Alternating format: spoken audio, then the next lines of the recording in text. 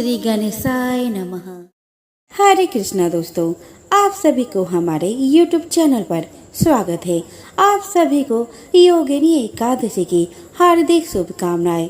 भगवान आप सभी की पूजा और उपवास स्वीकार करे और आप सभी की मनोकामनाएं पूरी करे। भगवान श्री कृष्ण ने जब युधिष्ठिर से आषाढ़ कृष्ण एकादशी के महत्व के बारे में पूछा तो श्री कृष्ण ने कहा कि इस एकादशी को योगिनी एकादशी कहते हैं।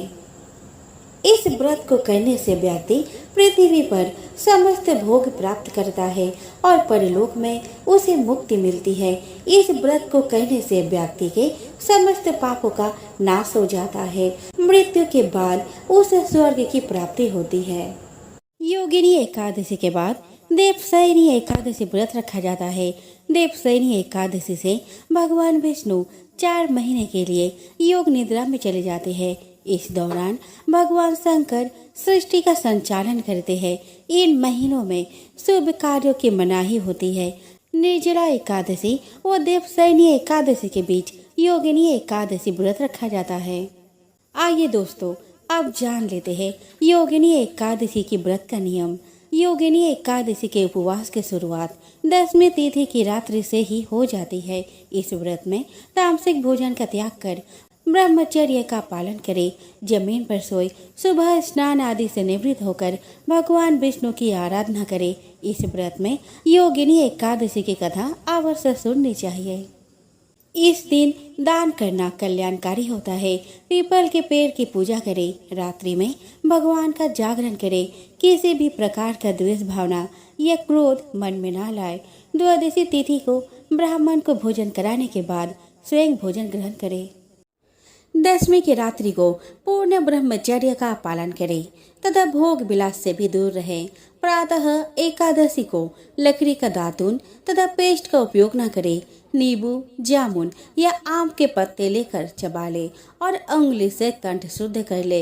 वृक्ष से पत्ता तोड़ना भी वर्जित है, अतः स्वयं गिरे हुए पत्ते का सेवन करे। यदि यह संभव ना हो तो पानी से 12 कूले कर ले। फिर स्नान कर मंदिर में जाकर गीता पाठ करे या पुरोहितों से श्रवण कर ले। प्रभु के सामने इस प्रकार प्रण करना चाहिए कि आज मैं चोर, पाखंडी और दुराचारी मनुष्य से बात नहीं करूंगा और ना ही किसी का दिल दुखाऊंगा। गौ, ब्राह्मण आदि को फल आहार व अन्नादि देकर प्रश्न करूंगा। रात्रि को जागरण कर कीर्तन करूंगा। ओम नमः भगवते वासुदेवाय इस 12 अक्षर मंत्र अथवा गुरु मंत्र का जाप करूंगा। राम, कृष्ण, नारायण इत्यादि विष्णु सहस्त्र नाम को कंठ का भूषण बनाऊंगा। ऐसे प्रतिज्ञा करके श्री विष्णु भगवान का स्मरण कर प्रार्थना करें कि हे त्रिलोकपति, मेरी लाज आपके हाथ में है, अतः मुझे इस प्रण को पूरा करने की शक्ति प्रदान करे। मौन, जप, शास्त्र पठन, कीर्तन, रात्रि जागरण एकादशी व्रत में विशेष लाभ पहुंचाते हैं। एकादशी के दिन अशुद्ध द्रव्य से बने पेय ना पिए। कोल्ड ड्रिंक्स, एसिड आदि डाले हुए फलों के डिब्बाबंद रस को ना पिए। 2 बार भोजन न करें। आइसक्रीम व तली हुई चीज न खाए। फल अथवा घर में निकला हुआ फल का रस अथवा थोड़े दूध या जल पर रहना विशेष लाभदायक होता है। व्रत के 10वीं, एकादशी और द्वादशी इन तीनों दिन में कांसे के बर्तन, मांस, प्याज, लहसुन, मसूर, उड़द, चने, कोदो, साग, शहद, तेल और अत्यंबुपान यानी कि अधिक जल का सेवन, इनका सेवन ना करें। व्रत के पहले दिन 10वीं को और दूसरे दिन द्वादशी को हविष्यान्न यानी कि जौ, गेहूँ, मूंग, सेंधा नमक, काली मिर्च, शर्करा और गोघृत आदि का 1 बार भोजन करें। फलाहारी को गोभी, गाजर, सलजम, पालक, कुल्फा का साग इत्यादि सेवन नहीं करना चाहिए। आम, अंगूर, केला, बादाम, पिस्ता इत्यादि अमृत फलों का सेवन करना चाहिए। जुआ, निद्रा, पान, पराई निंदा, चुगली, चोरी, हिंसा, मैथुन, क्रोध अथवा झूठ, कपट आदि अन्य कुकर्म से नितांत दूर रहना चाहिए। बैल के पीठ पर सवारी न करे। भूलवश किसी निंदक से बात हो जाए तो इस दोष को दूर करने के लिए भगवान सूर्य के दर्शन तथा धूप दीप से श्री हरि की पूजा कर क्षमा मांग लेनी चाहिए। एकादशी के दिन घर में झाड़ू नहीं लगाए, इससे चींटी आदि सूक्ष्म जीवों की मृत्यु का भय रहता है। इस दिन बाल नहीं काटे। मधुर बोले, अधिक ना बोले। अधिक बोलने से ना बोलने योग्य वचन भी निकल जाते हैं। सत्य भाषण करना चाहिए। इस दिन यथाशक्ति अन्न दान करे, किंतु स्वयं किसी का दिया हुआ अन्न कदापि ग्रहण न करे। प्रत्येक वस्तु प्रभु को भोग लगाकर तथा तुलसी दल छोड़कर ग्रहण करनी चाहिए। एकादशी के दिन किसी संबंधी की मृत्यु हो जाए तो उस दिन व्रत रखकर उसका फल संकल्प करके मृत्यु को दे देना चाहिए। और श्री गंगा जी में पुष्प प्रवाहित करने पर भी एकादशी व्रत रखकर व्रत फल प्राणी के निमित्त दे देना चाहिए। प्राणी मात्र को अंतर्यामी का अवतार समझकर किसी से छल कपट नहीं करना चाहिए। अपना अपमान करने या कुटु वचन बोलने वाले पर भूल कर भी क्रोध न करे। संतोष का फल सर्वदा मधुर होता है। मन में दया रखनी चाहिए। इस विधि से व्रत करने वाला उत्तम फल को प्राप्त करता है। द्वादशी के दिन ब्राह्मणों को मिष्टान्न दक्षिणा आदि से प्रसन्न कर उनकी परिक्रमा कर लेनी चाहिए। हिंदू धर्म ग्रंथों में हर एकादशी का अपना अलग महत्व बताया गया है। उन्हें अलग अलग विशेषताओं के कारण इनके नाम भी भिन्न भिन्न रखे गए हैं। प्रत्येक वर्ष में 24 एकादशियां होती है।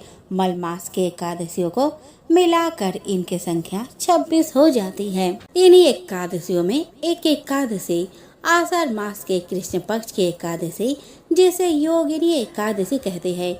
योगिनी एकादशी का उपवास रखने से समस्त पापों का नाश होता है तथा इस लोक में भोग और परलोक में मुक्ति भी मिलती है। तो चलिए दोस्तों, योगिनी एकादशी की व्रत कथा का श्रवण करें।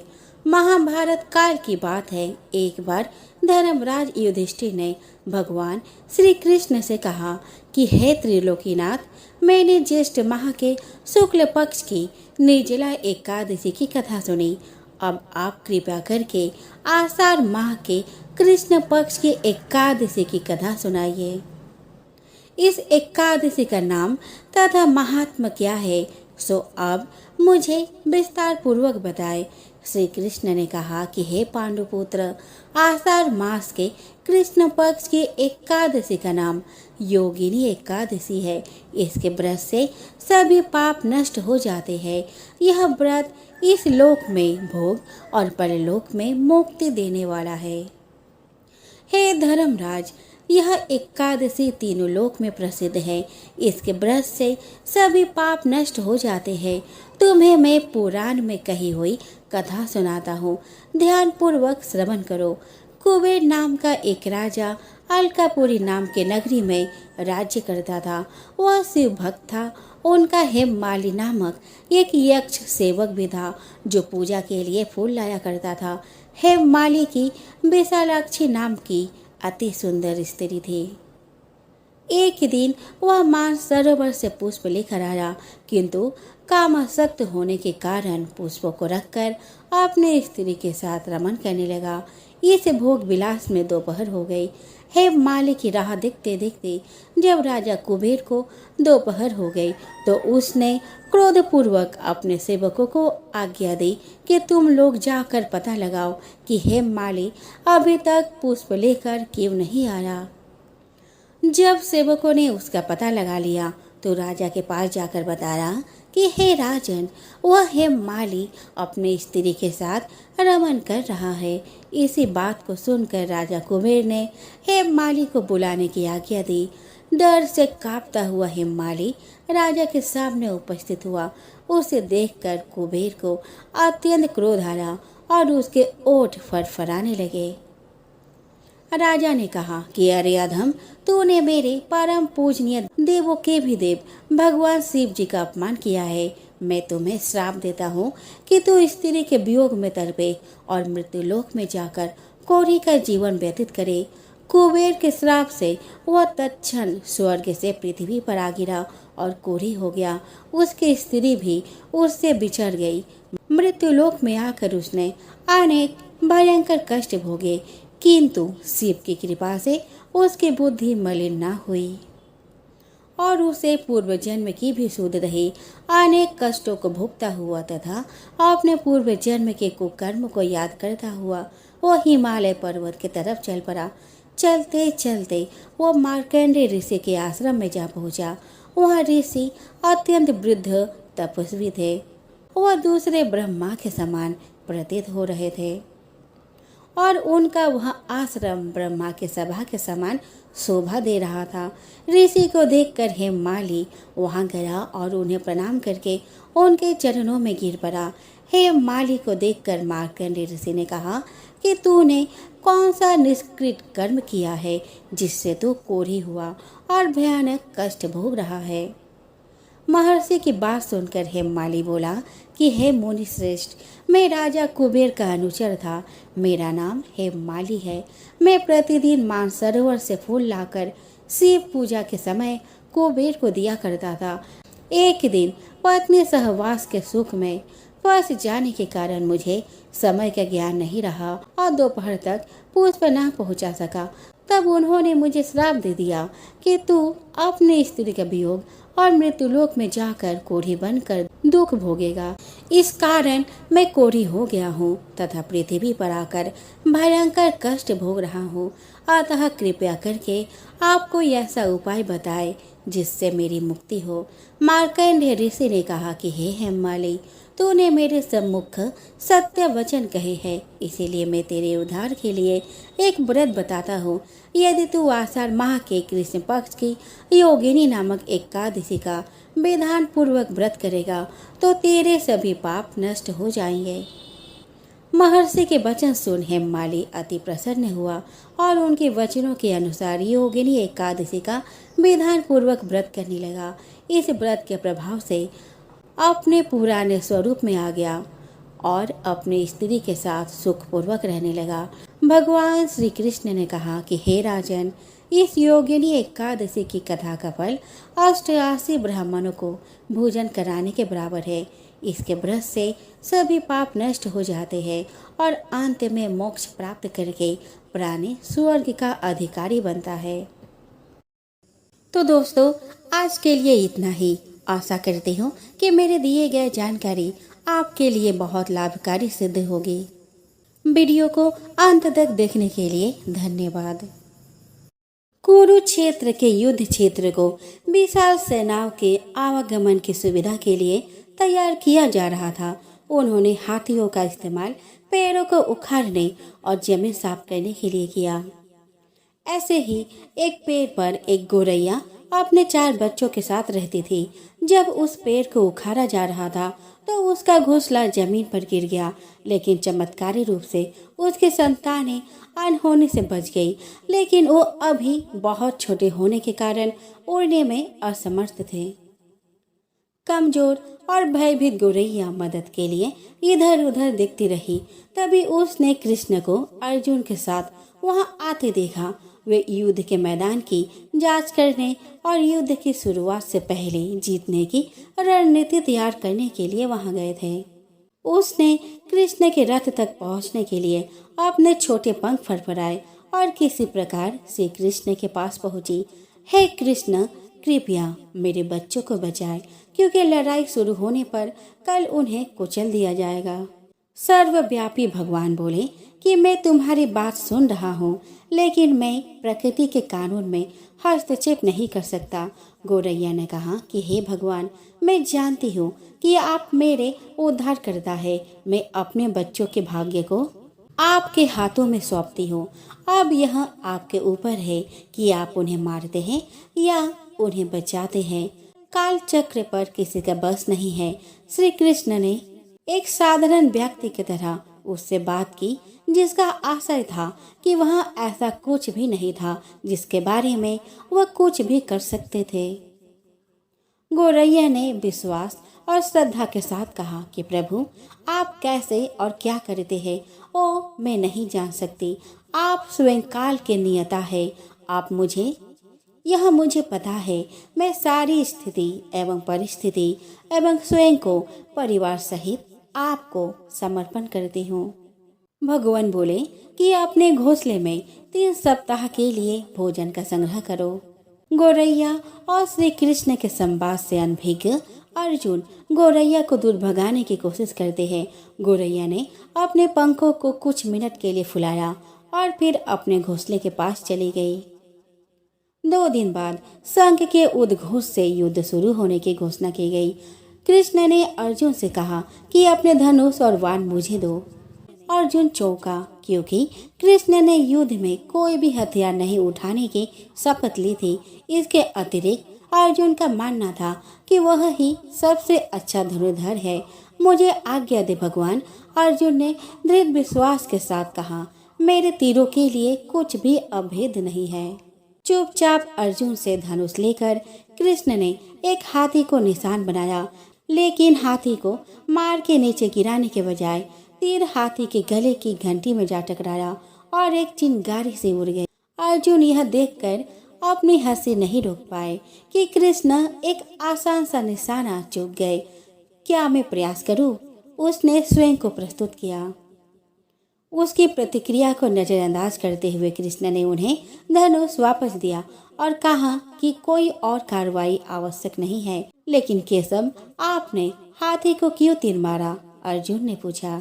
क्योंकि इस हाथी ने उस गौरैया के आश्रय उसके घोंसले को, जो कि एक पेड़ पर था, उसको गिरा दिया था। कौन से गौरैया? अर्जुन ने पूछा। इसके अतिरिक्त हाथी तो अभी स्वस्थ और जीवित है, केवल घंटी ही टूट कर गिरी है। अर्जुन के सवालों को खारिज करते हुए कृष्ण ने उसे शंख फूंकने का निर्देश दिया। युद्ध शुरू हुआ। अगले 18 दिनों में कई जानें चली गई। अंत में पांडवों की जीत हुई। एक बार फिर कृष्ण अर्जुन को अपने साथ सुदूर क्षेत्र में भ्रमण करने के लिए ले गए। कई सब अभी भी वहाँ है जो उनके अंतिम संस्कार का इंतजार कर रहे थे। जंग का मैदान गंभीर अंगों और सिर और बेजान सीढ़ियों और हाथियों से अटा पड़ा था। कृष्ण एक निश्चित स्थान पर रुके और एक घंटी जो कि हाथी पर बंधी जाती थी, उसे देखकर विचार करने लगे। अर्जुन, उन्होंने कहा, क्या आप मेरे लिए यह घंटी उठाएंगे और इसे एक तरफ रख देंगे? निर्देश बिल्कुल सरल था, परंतु अर्जुन के समझ में नहीं आया। आखिरकार विशाल मैदान में जहां बहुत से अन्य चीजों को साफ करने की जरूरत थी, कृष्ण उसे धातु के एक टुकड़े को रास्ते से हटाने के लिए क्यों कहेंगे? उसने प्रश्नवाचक दृष्टि से उनकी ओर देखा। हाँ, यह घंटी, कृष्ण ने दोहराया। यह वही घंटी है जो हाथी के गर्दन पर पड़ी थी, जिस पर मैंने तीर मारा था। अर्जुन बिना किसी और सवाल के भारी घंटी उठाने के लिए नीचे झुका।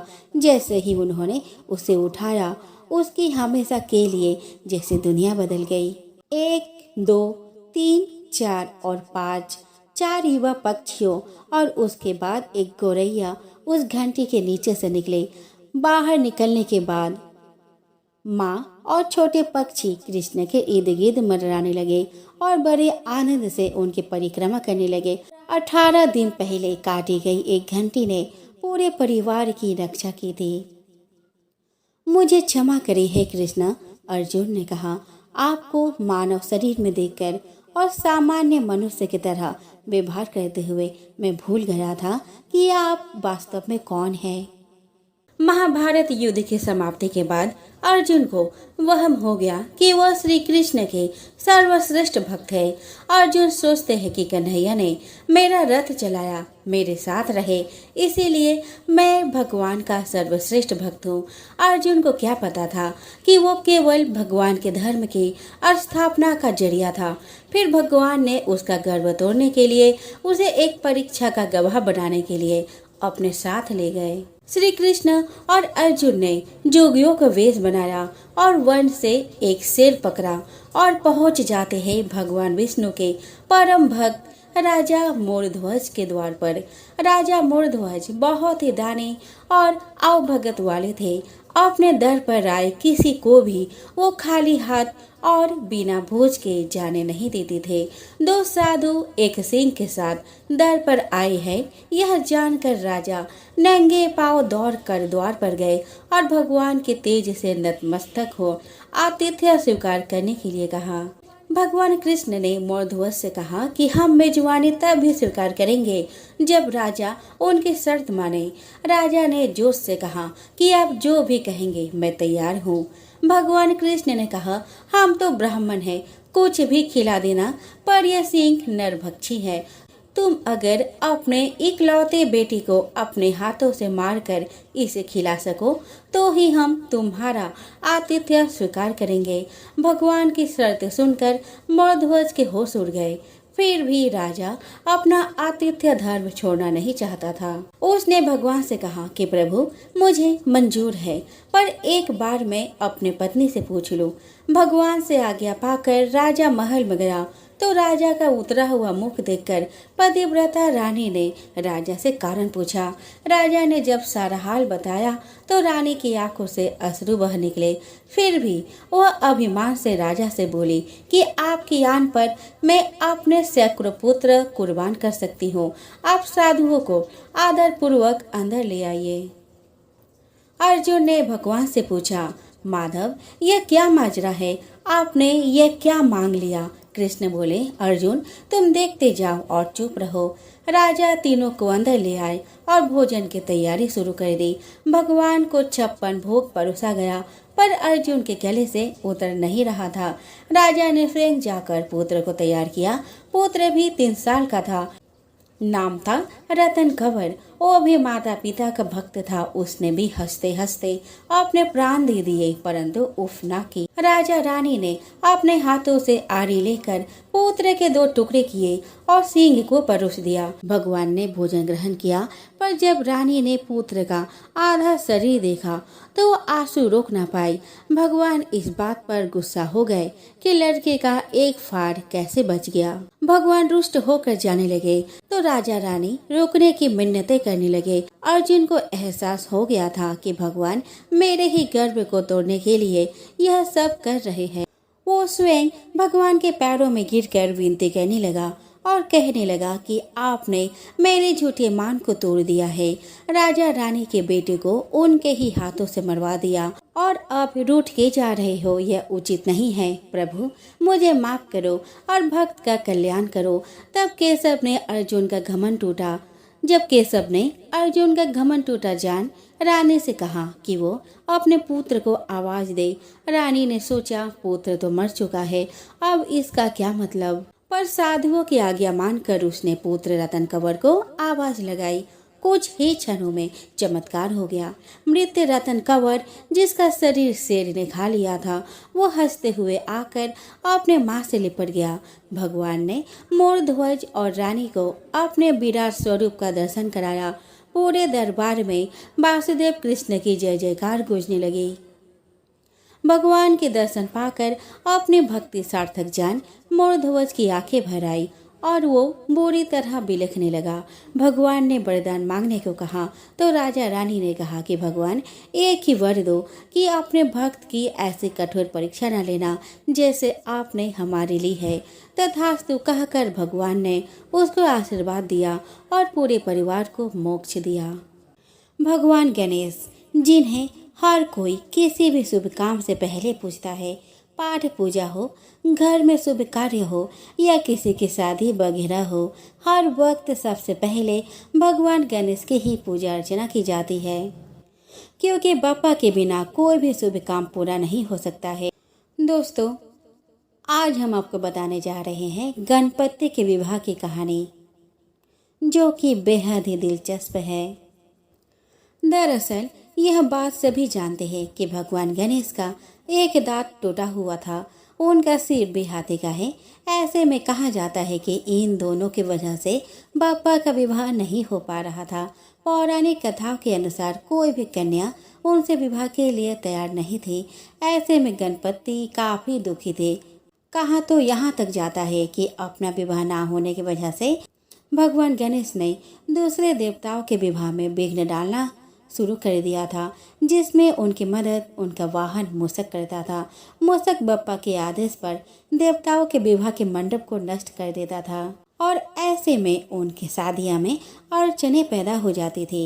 ऐसे में सभी देवता घबरा गए और परेशान होकर भगवान शिव और माता पार्वती के पास पहुँचे। यहाँ आकर सभी देवताओं ने एक स्वर में इस समस्या का समाधान मांगा, लेकिन यहाँ भी उनको समाधान नहीं मिला, क्योंकि भोलेनाथ और माँ पार्वती ने यह जरूर बता दिया कि इसका समाधान भगवान ब्रह्मा के पास है। इसके बाद सभी देवता ब्रह्मा जी के पास गए और अपनी समस्या बताई, जिसके बाद भगवान ब्रह्मा के योग से 2 कन्याएं प्रकट हुई और ये दोनों ही ब्रह्मा जी की बेटियां कहलाई। इसके बाद ब्रह्मा जी के कहने पर भगवान गणेश रिद्धि सिद्धि को शिक्षा देने लगे। वही इस बीच जब मूषक किसी देवता के विवाह की खबर लेकर गणपति के पास आता तो रिद्धि सिद्धि कुछ बात छेड़कर भगवान गणेश का ध्यान अपनी ओर कर लेती थी। इसकी वजह से अब किसी देवता की शादी में बाधा उत्पन्न नहीं हो रही थी। लेकिन इसके बाद भगवान गणेश को पता चल गया कि रिद्धि सिद्धि की वजह से देवताओं के विवाह बिना किसी रुकावट के ही हो रहे हैं। इस पर गणपति क्रोधित हुए, लेकिन तभी वहां ब्रह्मा जी आए और उन्होंने रिद्धि सिद्धि के विवाह का प्रस्ताव भगवान गणेश के समक्ष रखा, जिससे उन्होंने स्वीकार कर लिया और फिर गणपति का विवाह धूमधाम से हुआ। आगे चलकर उनके 2 पुत्र शुभ और लाभ हुए। एक बड़ा शहर था। उस शहर में लाखों लोग रहते थे। पहले के जमाने के लोग साथ साथ रहते थे और एक दूसरे के काम आते थे, पर नए जमाने के लोगों का स्वरूप ही अलग सा है। सब अपने अपने काम में मग्न रहते हैं। किसी को किसी की परवाह नहीं। घर के सदस्य को भी एक दूसरे की परवाह नहीं होती। भजन कीर्तन, भक्ति भाव, दया माया, परोपकार जैसे संस्कार कम हो गए हैं। शहर में बुराइयां बढ़ गई थी।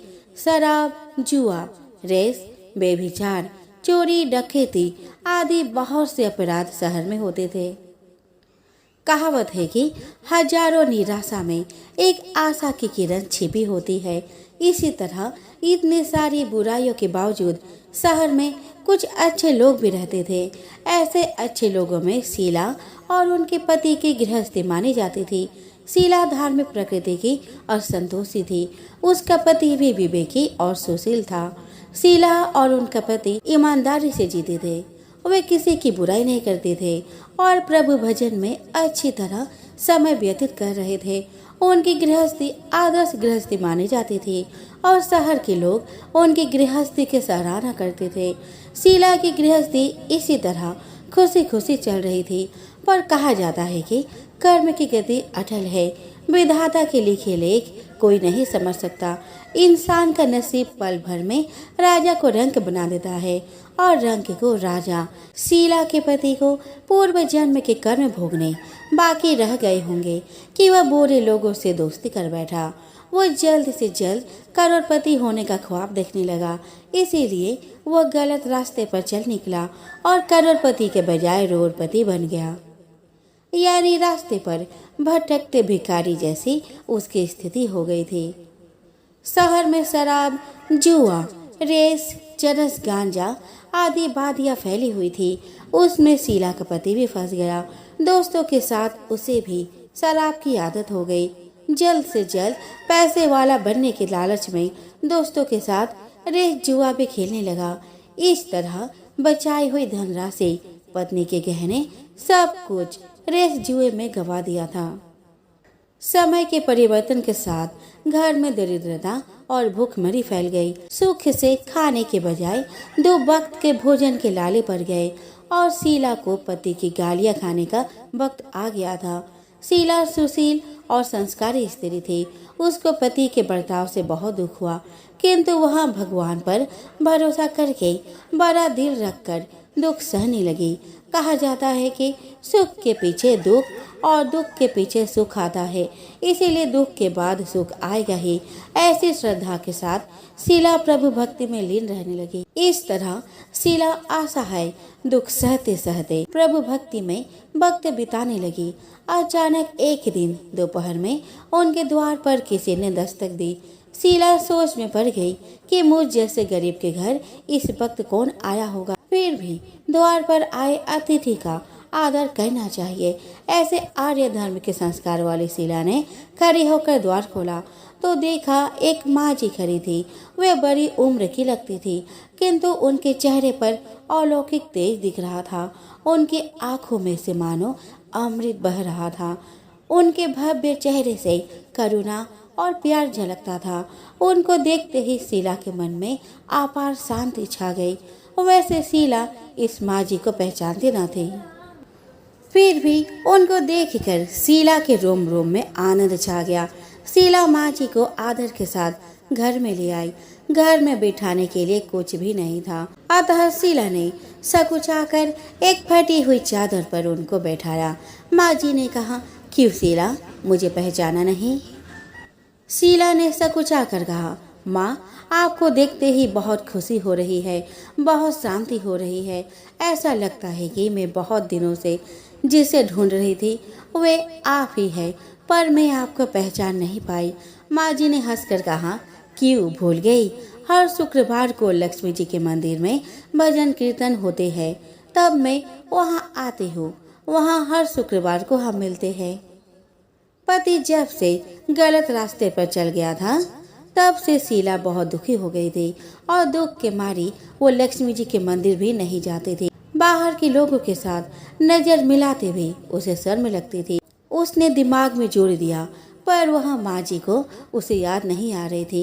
तभी माँ जी ने कहा, तू लक्ष्मी जी के मंदिर में कितने मधुर भजन गाती थी, अभी तो दिखाई नहीं देती थी, इसीलिए मुझे हुआ कि कहीं तू बीमार तो नहीं हो गई है। ऐसा सोचकर मैं तुमसे मिलने चली आई। माँ जी के अति प्रेम भरे शब्द से शीला का हृदय पिघल गया। उसके आंखों से आंसू आ गए। माँ जी के सामने वो बिलख बिलख कर रोने लगी। यह देखकर माँ जी शीला के नजदीक आई और उसकी सिसकती पीठ पर प्यार भरा हाथ फेर कर सांत्वना देने लगी। माँ जी ने कहा, बेटी, सुख और दुख तो धूप छाव जैसे होते हैं। सुख के पीछे दुख आता है और दुख के पीछे सुख भी आता है। धैर्य रखो बेटी। और तुझे क्या परेशानी है? अपने दुख की बात मुझे सुना, तेरे मन भी हल्का हो जाएगा और तेरे दुख का कोई उपाय भी मिल जाएगा। माँ जी की बात सुनकर शीला के मन को शांति मिली। उसने माँ जी से कहा कि माँ, मेरी गृहस्थी में भरपूर सुख और खुशियाँ थी। मेरे पति भी सुशील थे। अचानक हमारा भाग्य हमसे रूठ गया है। मेरे पति बुरी संगति में फंस गए हैं और बुरी आदतों के शिकार हो गए तथा अपना सब कुछ गवा बैठे हैं तथा हम रास्ते के भिखारी जैसे बन गए हैं। यह सुनकर माँ जी ने कहा कि ऐसा कहा जाता है कि कर्म की गति न्यारी होती है। हर इंसान को अपने कर्म भुगतने पड़ते हैं, इसीलिए तू चिंता मत कर। अब तू कर्म भुगत चुकी है, अब तुम्हारे सुख के दिन अवश्य आएंगे। तू तो माँ लक्ष्मी जी की भक्त है। माँ लक्ष्मी जी तो प्रेम और करुणा की अवतार है। वे अपने भक्तों पर हमेशा ममता रखती है, इसीलिए तू धैर्य रख कर माँ लक्ष्मी जी का व्रत कर, इससे सब कुछ ठीक हो जाएगा। माँ लक्ष्मी जी का व्रत करने की बात सुनकर शीला के चेहरे पर चमक आ गई। उसने पूछा, माँ, लक्ष्मी जी का व्रत कैसे किया जाता है? वह मुझे समझाइए, मैं यह व्रत अवश्य करूँगी। माँ जी ने कहा, बेटी, माँ लक्ष्मी जी का व्रत बहुत सरल है। उसे वर लक्ष्मी व्रत या वैभव लक्ष्मी व्रत भी कहा जाता है। यह व्रत करने वाले की सब मनोकामना पूर्ण होती है। वह सुख संपत्ति और यश प्राप्त करता है। ऐसा कहकर माँ जी वैभव लक्ष्मी व्रत की विधि कहने लगी। बेटी, वैभव लक्ष्मी व्रत वैसे तो सीधा साधा व्रत है, किंतु कई लोग यह व्रत गलत तरीके से करते हैं, अतः उसका फल नहीं मिलता। कई लोग कहते हैं कि सोने के गहने की हल्दी कुमकुम से पूजा करो, बस व्रत हो जाएगा, पर ऐसा नहीं है। कोई भी व्रत शास्त्रीय विधि से करना चाहिए, तभी उसका फल मिलता है। सच्ची बात यह है कि सोने के गहनों का विधि से पूजन करना चाहिए। व्रत की उद्यापन विधि भी शास्त्रीय विधि से करना चाहिए। यह व्रत शुक्रवार को करना चाहिए।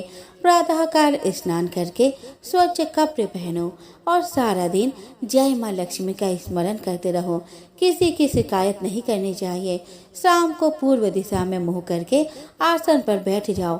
सामने पाटा रखकर उस पर रुमाल रखो। रुमाल पर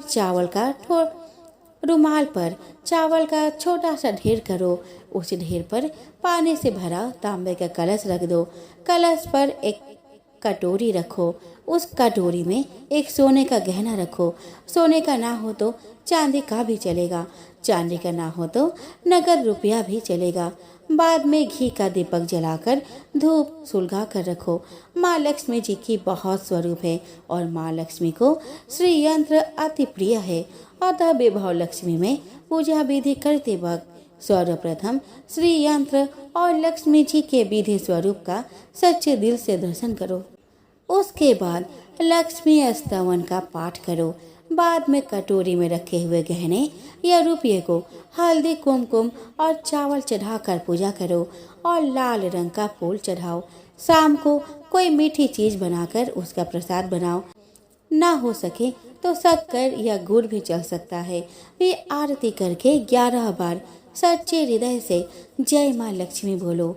बाद में 11 या 21 शुक्रवार यह व्रत करने का दृढ़ संकल्प माँ के सामने करो और आपकी जो मनोकामना हो वह पूरी करने को माँ लक्ष्मी जी से विनती करो।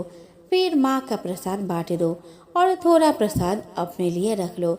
अगर आप में शक्ति हो तो सारा दिन उपवास रखो और फिर प्रसाद खाकर शुक्रवार का व्रत करो।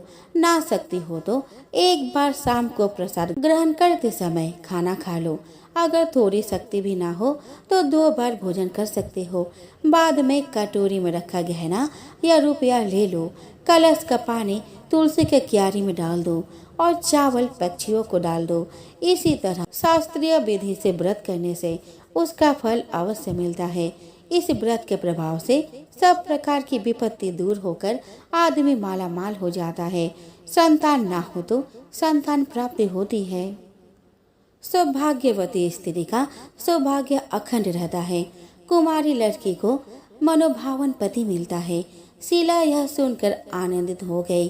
फिर पूछा, माँ आपने विभव लक्ष्मी व्रत की जो शास्त्रीय विधि बताई है वैसे मैं अवश्य करूंगी, किंतु उसकी उद्यापन विधि किस तरह करनी चाहिए ये भी कृपा करके सुनाइए। माँ जी ने कहा, 11 या 21 जो मन्नत मांगी हो उतने शुक्रवार यह विभव लक्ष्मी व्रत पूरी श्रद्धा और भावना से करना चाहिए।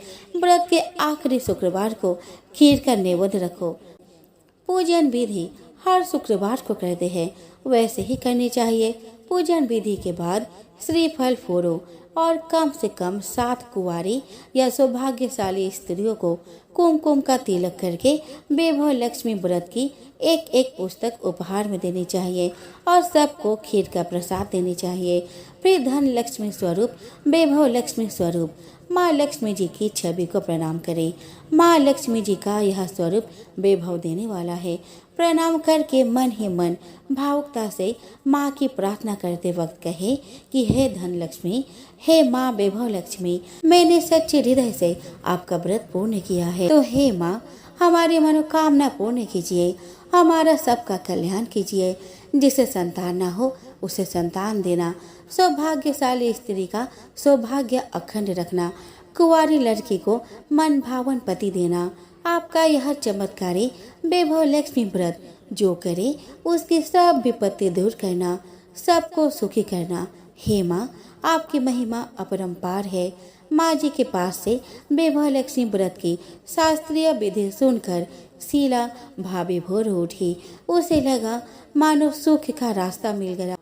उसने आंखें बंद करके मन ही मन उसी क्षण संकल्प लिया कि हे वैभव लक्ष्मी माँ, मैं भी माँ जी के कहे अनुसार श्रद्धा पूर्वक शास्त्रीय विधि से वैभव लक्ष्मी व्रत 21 शुक्रवार तक करूंगी और व्रत के शास्त्रीय रीति के अनुसार उद्यापन भी करूंगी। शीला ने संकल्प करके आंखें खोली तो सामने कोई न था। वह विस्मित हो गई कि माँ जी कहाँ गई। यह माँ जी कोई दूसरा नहीं, साक्षात लक्ष्मी जी ही थी। शीला लक्ष्मी जी की भक्त थी, इसीलिए अपने भक्त को रास्ता दिखाने के लिए माँ लक्ष्मी देवी माँ जी का स्वरूप धारण करके शीला के पास आई थी। दूसरे दिन शुक्रवार था।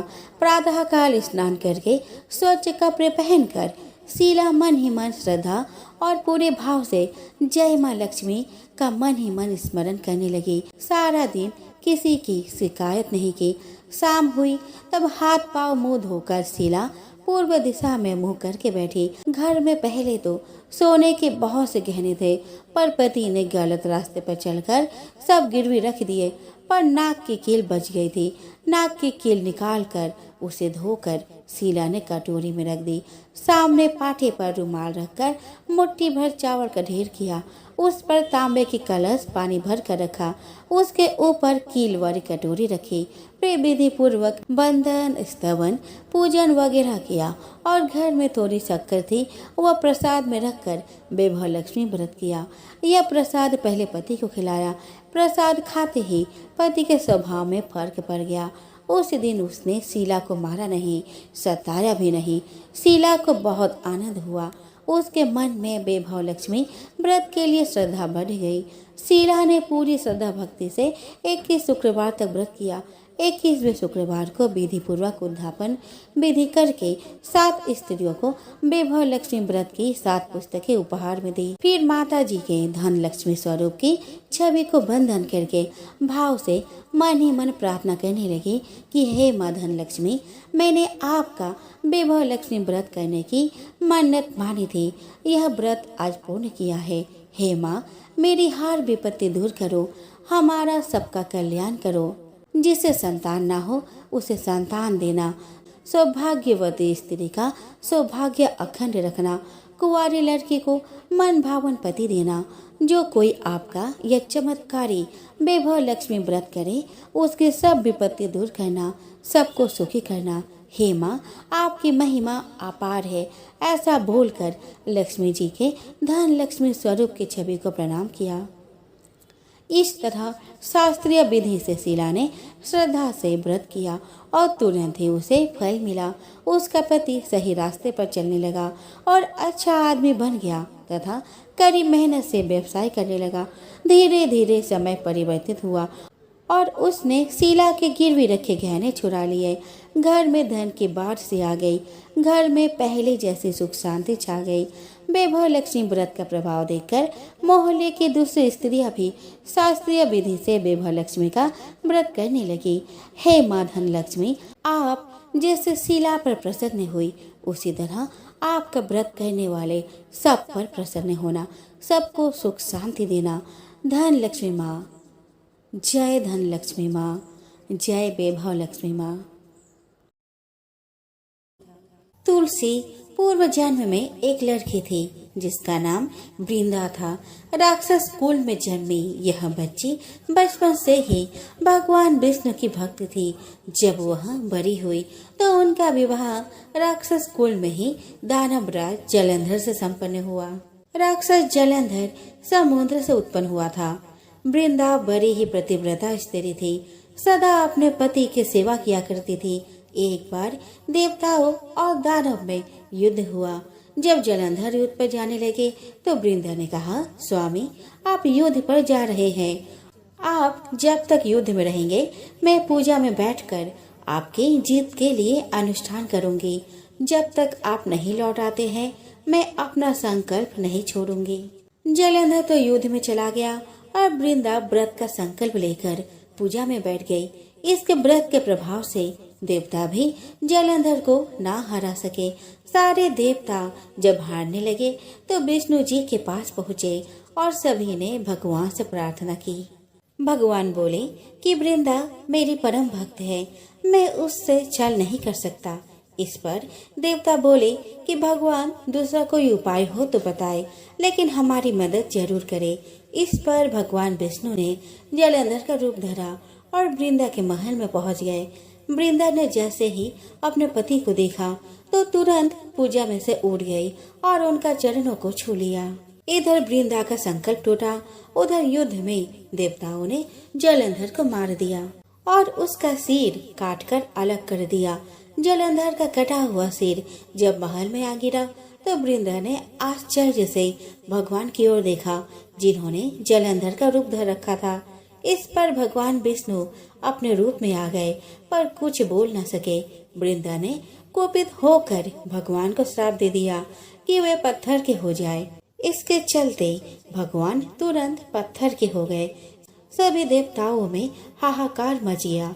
देवताओं की प्रार्थना के बाद वृंदा ने अपना श्राप वापस ले लिया। इसके बाद वे अपने पति का सिर लेकर सती हो गई।